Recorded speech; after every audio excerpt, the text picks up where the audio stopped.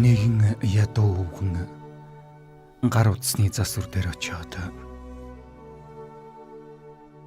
"Минийхөө өвөөгийнхөө утсыг нэг үзээд өгөхгүй юу?" гэхэд залуу үзээд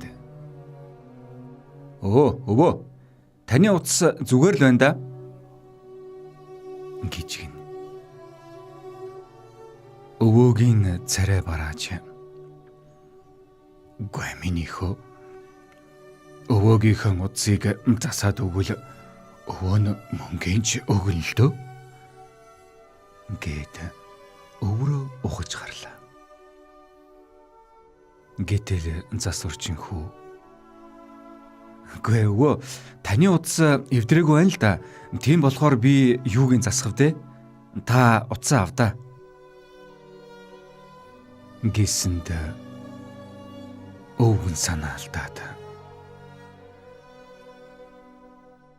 "Тэгвэл миний хүүхдүүд яагаад над руу ярихгүй байгаа юм болоо?"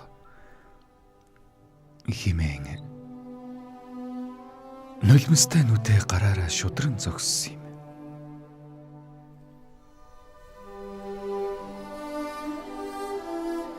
Яг үнэндээ бодитын явдал таны аав магадгүй өвөөд тань тохиолдож байгаа юм биш үү?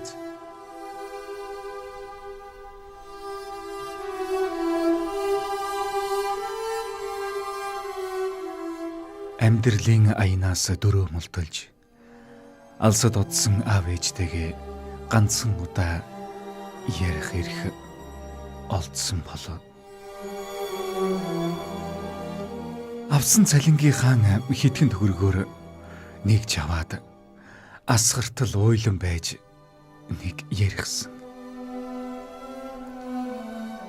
Үнэхээр хожимын өдөр харамсахгүй тулд амьддаа бие биенээ хайрлаж халуун дулаан хайрыг түгэж тусалж амьдрцгаая л та.